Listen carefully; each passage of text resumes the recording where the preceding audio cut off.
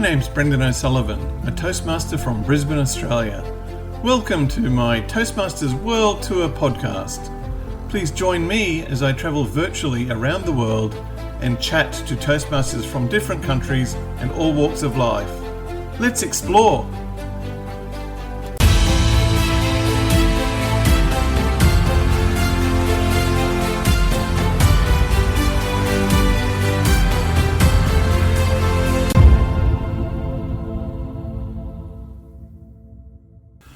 For this episode of Toastmasters World Tour, we travel virtually to the City of Angels, nicknamed Bangers by Aussie Ockers, Bangkok, Thailand, famous for its rich culture, floating markets, street food and nightlife, to chat to Fursey Gotuaco. He was a finalist in the 2024 Toastmasters World Championship of Public Speaking with a highly entertaining and theatrical speech. Having spent most of his career as a teacher, teaching theatre arts, teaching remains his greatest passion. Thus, he recently published his first book, Public Speaking from A to Z, the Speaker's Handbook for Powerful Presentations. Let's hear all about it directly from Fursey. Welcome to the show, Fursey. I'm so excited to have you on. Can you tell me a little bit about yourself? Well, thank you. I appreciate that. And thanks for having me on. You know, I've really spent most of my career as a teacher and a principal, Brendan, and I taught theater arts. So all my training has been in theater arts and understanding how people view you and making sure that people are listening and paying attention and learning. As a teacher, you can talk and you can teach, but if they're not paying attention and you're not presenting information in a way that they can absorb, then they're not learning, right? And ultimately, the most important thing is for them to learn. So the natural carryover to speaking is, are you getting it? Are you getting the message? Sure. So I hear what you're saying, that you're a teacher and you're into dramatic arts as well. It kind of begs the question, did you need to join Toastmasters in the first place? And why did you join? That's an excellent question. You know, I first went to a Toastmaster meeting out of a complete accident. Yeah, somebody and I had miscommunication. And I was so apologetic. I was so sorry because I think I miscommunicated. I misunderstood. And so as I was walking her out of the building and saying, I'm so sorry, her boss was there and I was so sorry to him. And we were walking out of my school and she said, we got to talking about public speaking because that's what I teach on the school campus. And then she said, well, I'm going to a meeting tonight where we do public speaking. And it was Toastmasters. Right. So I only went to the meeting because I wanted to apologize, basically, right? I mean, it was on me to make up for this mistake. And when I was there, I thought, oh my gosh, this is it. This is what I want. It's a community. That's the important thing. It's a community of people who liked what I liked. I think that's the first person I've had that has told me they've gone to Toastmasters out of what sounds essentially like politeness. Yeah. That's exactly it. I had no idea what I was getting into. And this was in China, so I really had no idea what I was getting into. Okay. Whereabouts in China was that? This was in Shanghai. Okay, cool. And what club was that called? Oh gosh, Xu Jiahui, XJH, Xu Jiahui. I know, why couldn't it have been something easy, Philosopher's Den, something. It's the Xujiahui area in Shanghai. I see. And how long do you remember there? That was in my last 6 months in China, so I was only a member for 6 months. And then I had to return back to the US. What made you keep going to Toastmasters? You found it beneficial even though you had some of these skills already? I had all the skills, to tell you the truth. I simply found myself teaching again. Yeah. But this time I'm teaching adults, not students, which is kind of nice because you can see it immediately. You find a new sense of purpose You Oh, find where, okay, what I have to offer isn't just limited to this little square of life. You know, I'm not just here working with kids, I'm here working with grown-ups, and I'm working with them in their adult lives, and they're going to take what I give them and they're going to go directly to work, and it's going to impact their lives immediately. One of the things about teaching is everything that they do is sort of a hear me now, believe me later. You know, just accept what I'm telling you, and in 10 years this will work for you. I guarantee you. You know, you're planting the tree knowing that you're mhm. not going to get fruit for another 10 years. And sometimes Yeah, that's really hard.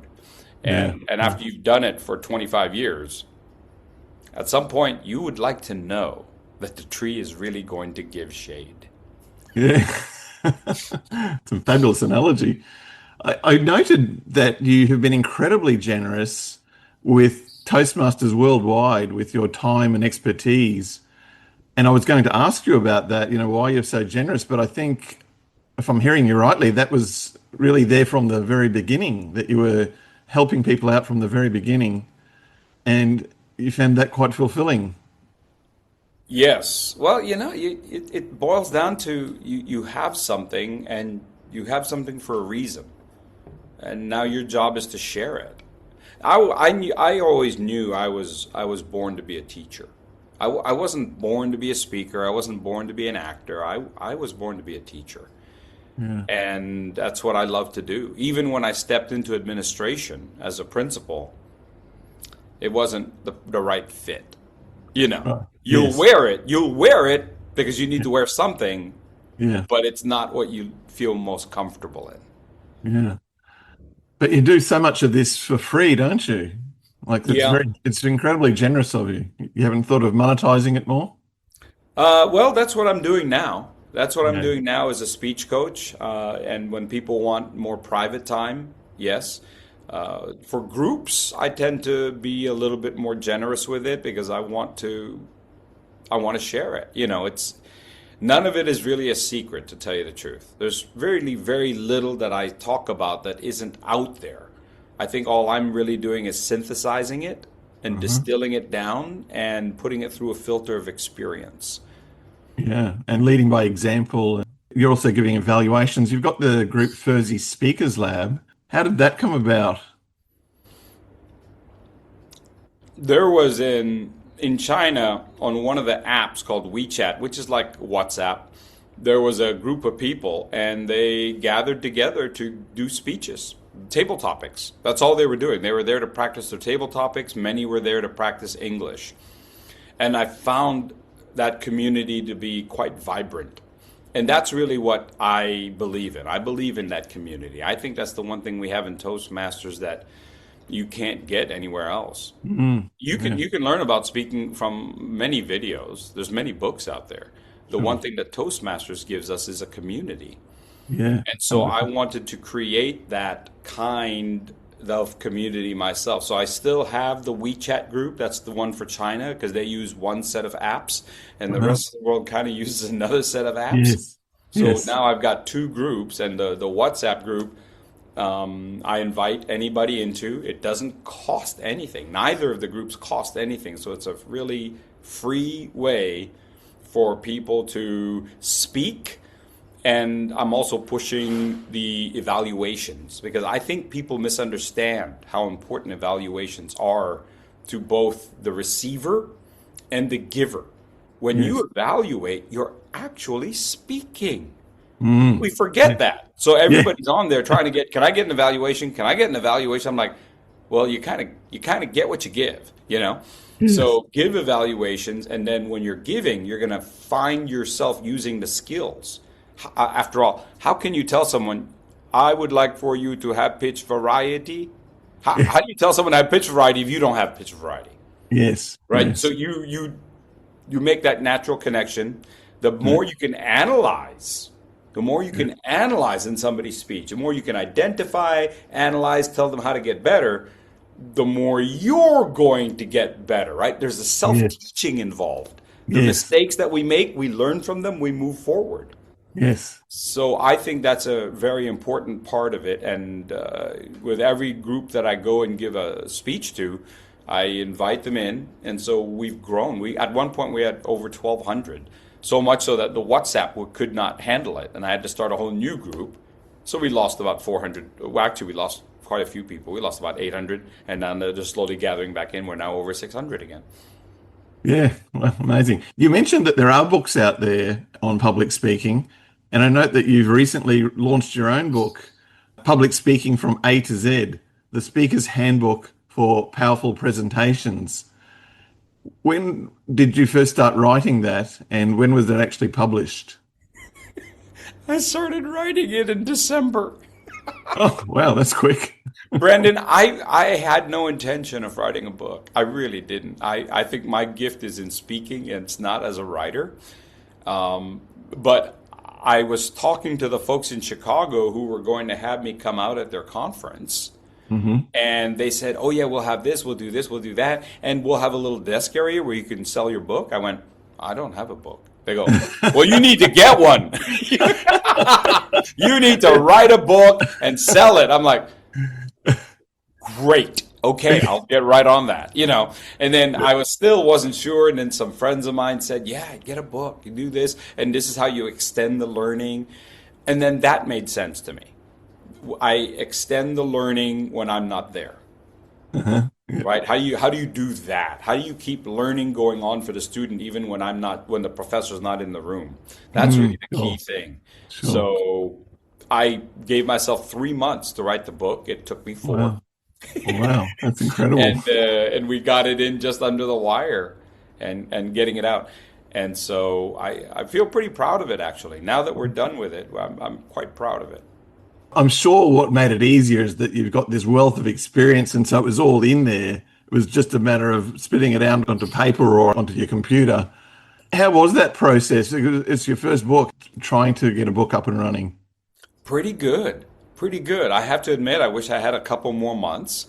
I wish I could go back and revise because there are many things I'd love to change. But as they say, that will be the next book. Yeah. But the process itself, I thought about what it is that people really need. And from what I've seen, people have pretty short attention spans.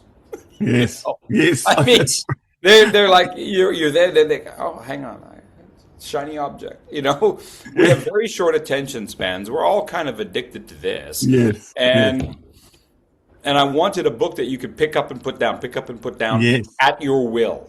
Yes. And it's A to Z. I presume you can jump in at any letter.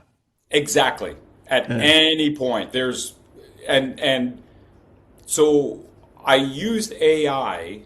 I'm completely, transparent about it. I used AI to gather those vocabulary terms and used AI to give us those definitions. Like I didn't want to go hunting for definitions. I thought that was a waste of time. So I thought this was the best use of AI. How do I get definitions? Sure.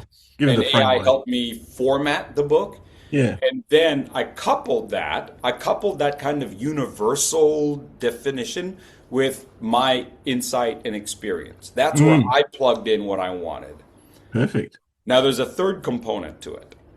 Oh, part of the second component was also activities. Like forget me just saying it. Now you have to do it.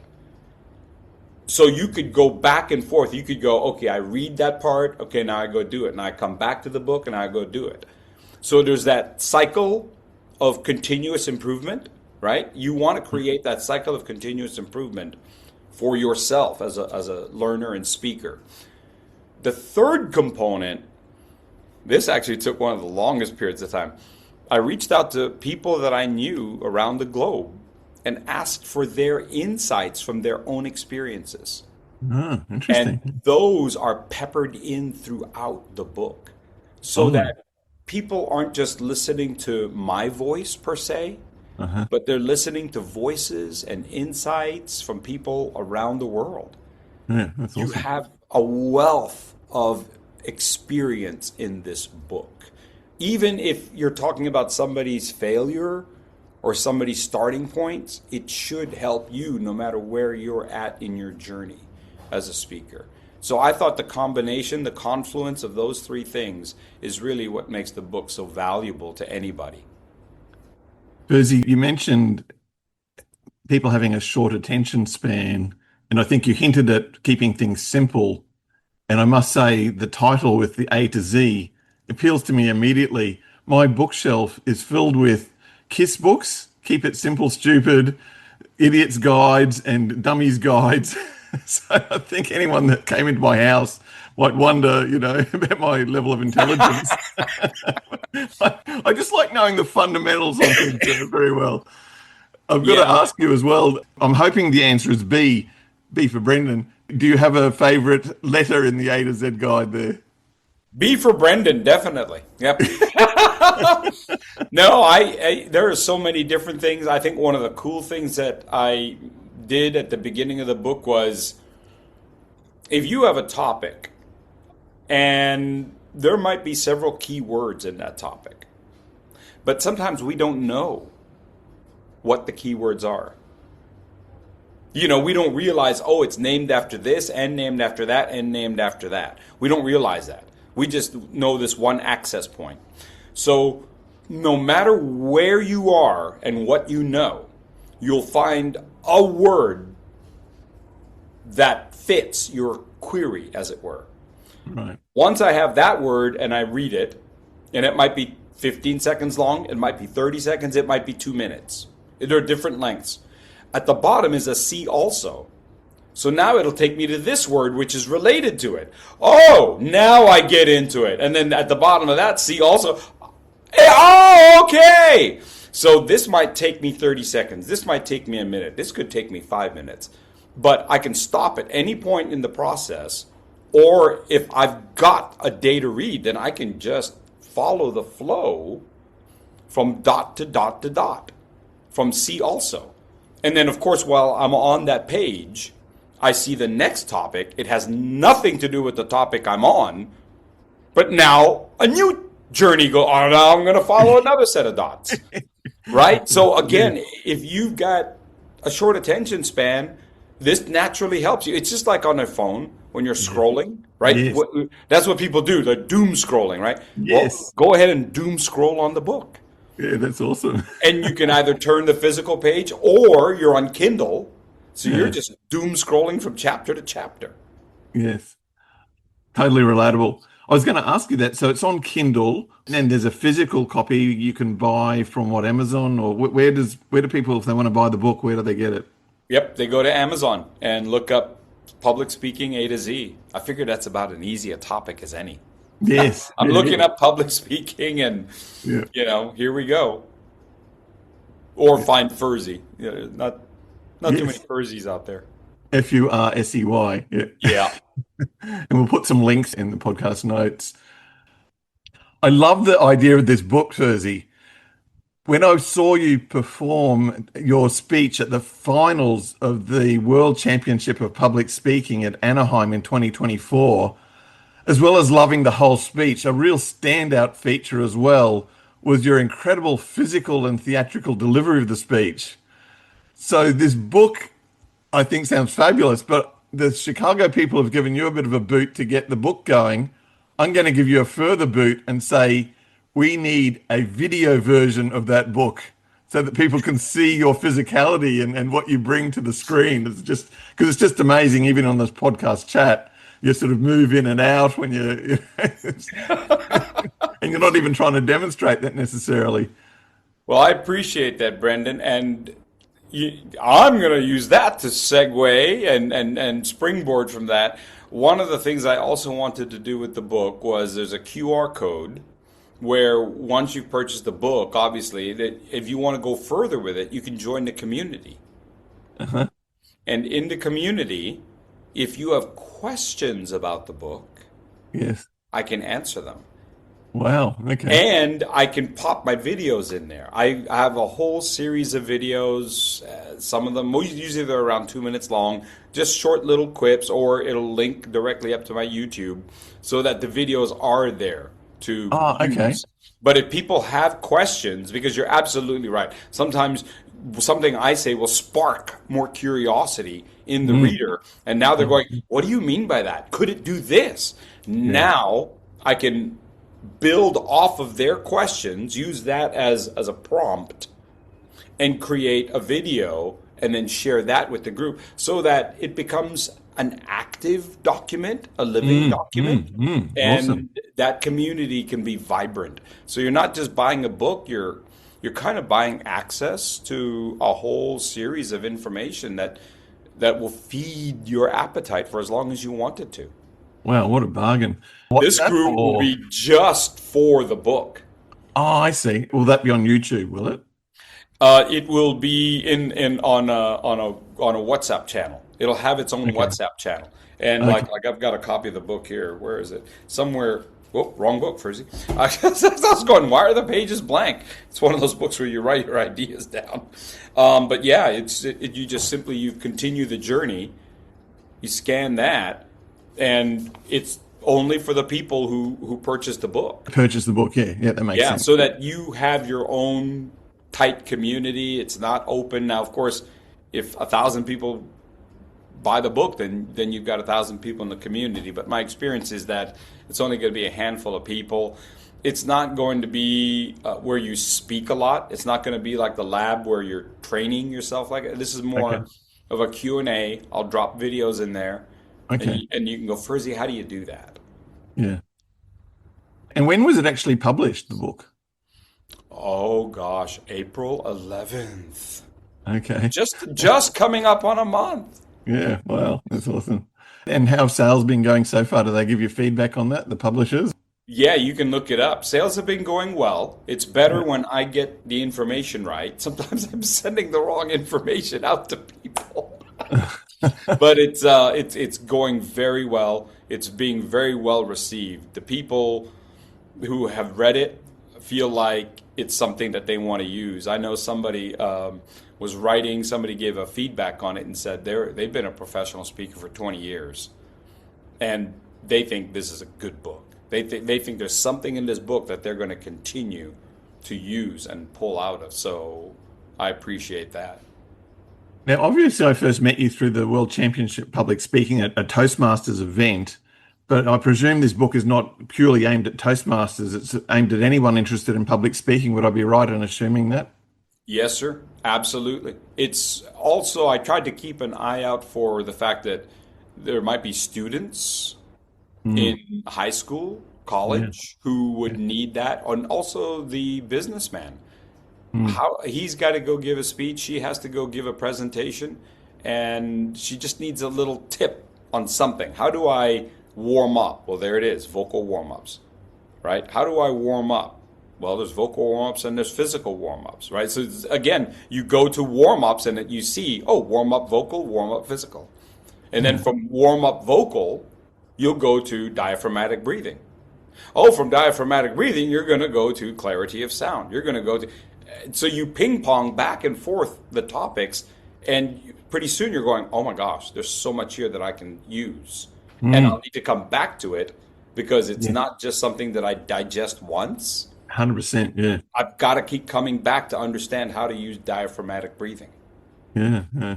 It often reminds me of golf. You can't put it all together at once, and got to keep revisiting the basics. Yeah. Yes. And that was one of the things that I referred to in the introduction is it's step by step. Yeah. It's not flip the switch, right? You can't flip the switch and become a great speaker.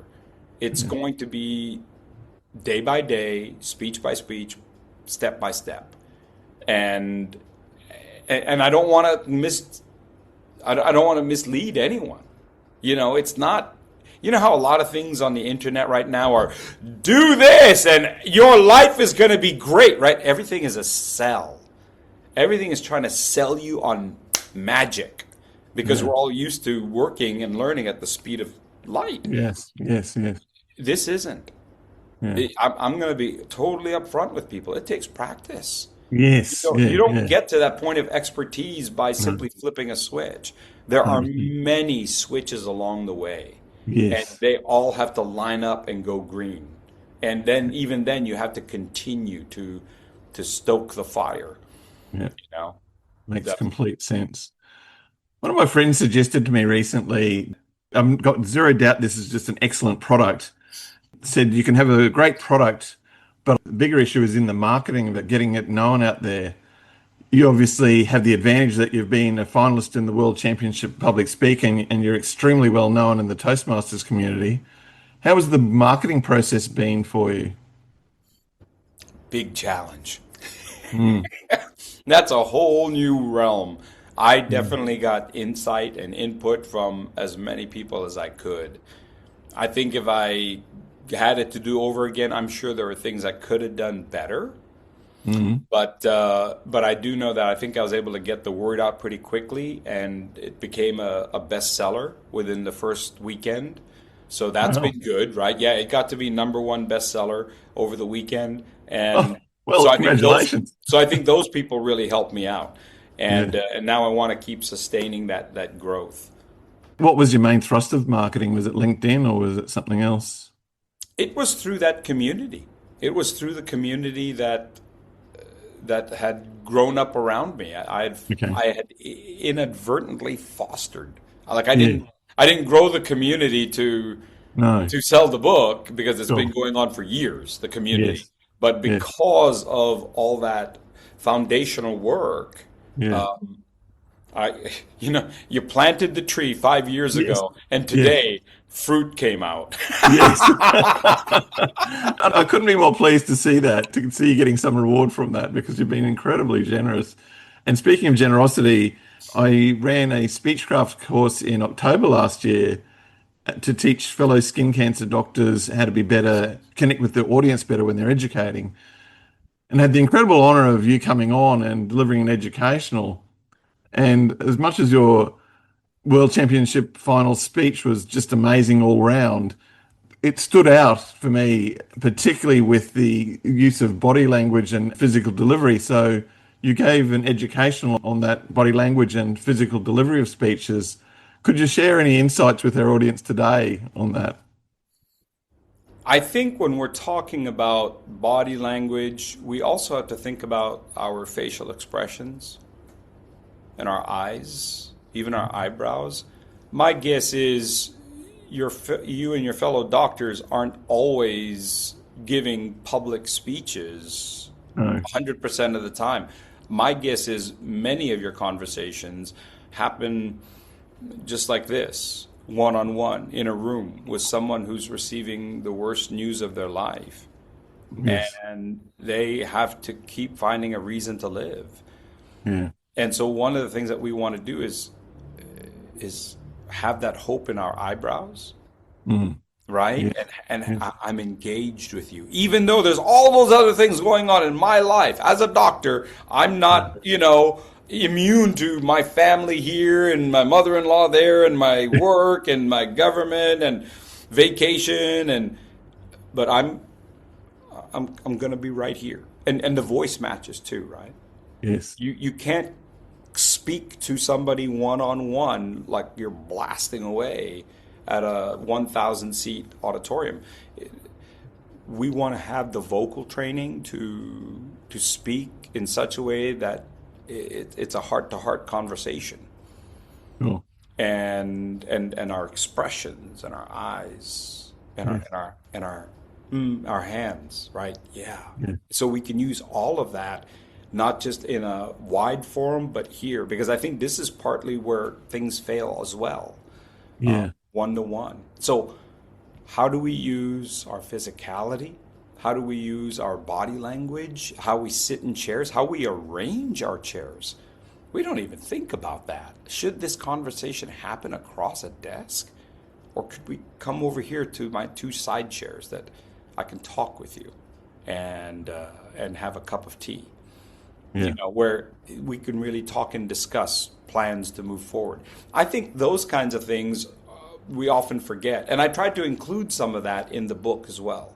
Yeah. Not necessarily our office, but understanding our space. Yeah. When you go to speak and communicate, what's your space like? When you're doing a training, which is different from a lot of people think of public speaking as one directional, right? I'm blasting away one direction like a speaker system. Yeah. But really, in many cases, it's a dialogue. It's back and forth. Yeah. What Yeah. they say, something like on this day, on this date, Alexander Graham Bell invented the telephone. You want to know what the next best invention was? The second telephone. So he had someone to talk to. Very good. So Cool. so blasting away in an audience Yeah. isn't the best thing ever. The best Yeah. thing is when they can come back and forth. Yes. Then we're really growing. Yeah. Yeah. I think speaking from personal experience, we can always improve any aspect of our communication. But I was certainly comfortable with speaking to people one on one, where it was more of a challenge. And why I joined Toastmasters when I was asked to then educate other doctors. You've got suddenly a group of people. So that's why it became more about the public speaking sort of aspect of it.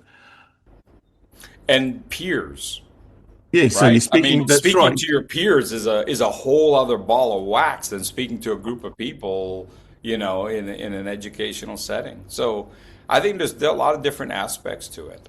Yeah. Is there anything else you'd like to share or discuss today, Fursey? I think one of the most important things to remember about any kind of speaking is that engagement. How do we Mm, engage? It's not mm, just about talking. I was just working with a client right before this meeting, and one of the things that I discussed with her was you have to treat it as if it's a dialogue, mm, and there's a continuous effort in a dialogue. We can't just drop what we're doing. Well, we can't just drop the conversation and go off. There's a continuous effort between you and your audience, whether it's a large audience or one on one. And so I brought up the idea that when you have to hold water in your hand, right? If somebody pours water in your hand and you're trying to get some water, what do you have to do with your fingers to try to sustain that pool of water in your hand? There's a certain amount of attention to detail that you have to mm, have. mm. There's a muscle memory there. You can't Yeah, just you can't just hold your hand out and yeah, pour the water in. It's going to go right through you. yeah, You have to hold tight. You have to cup. You have to be intentional. And you yes, find all the cracks between very quickly. yeah. And so same thing with a conversation. You want to have that engagement with your Hmm. audience and find the cracks so that it's sustainable. Your energy is sustainable. Their ability to hold on to the material is sustainable. I could stand there in front of my kids for 30 years and yammer on, but that's not going to lead to lifelong learning. The lifelong learning is when they feel like when they want to share back that I'm going to be listening. Yeah. And so as speakers, our greatest gift is our ability to listen and invite Mm, engagement. Couldn't agree more. That's very wise. Fuzzy, it's district season around the world, district competition season. I think you've had many invites to speak at district conferences. Where have you been and how's that going? It's been going really well. Last year I had Japan, Korea, India, and then an online speech in Canada. This year, Chicago, Philippines, Malaysia, Cebu, Malaysia, and then two different conferences in India with an online conference in Australia, District 90. Oh, okay. Yeah, Okay. so Well, I'll be dialing in for that one. it sounds like we need to clone you. Do you ever say no to invitations? I mean, because we've all got our limits, right?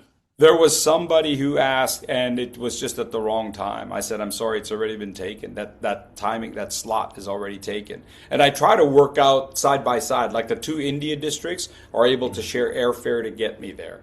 Yeah. Japan and Korea last year were able to sort of share airfare, so I just stayed instead of like going there and coming back home.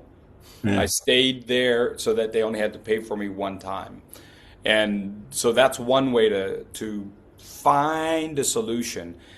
So much so that two districts have already contacted me about May 2027, and one of them is going to shift their date if they can to accommodate me joining them. Otherwise, they were going to be head to head on the same exact weekend. Because you're so incredibly generous and spending so much time helping the Toastmasters community.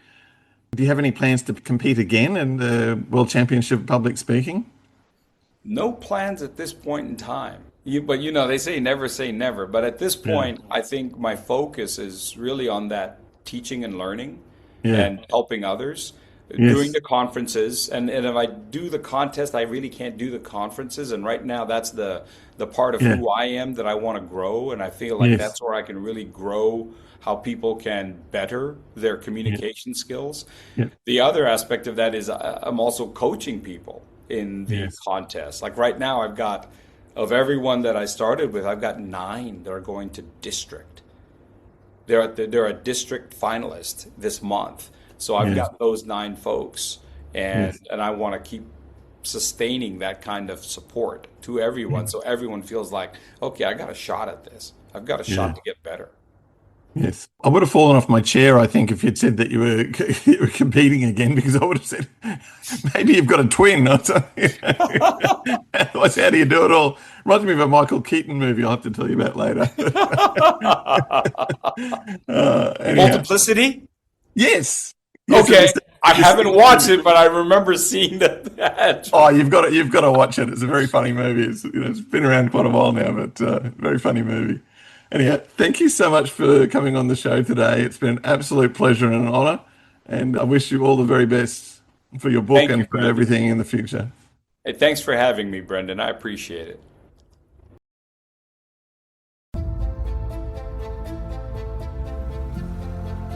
Thanks for listening to today's show. One of the key elements of Toastmasters is evaluations.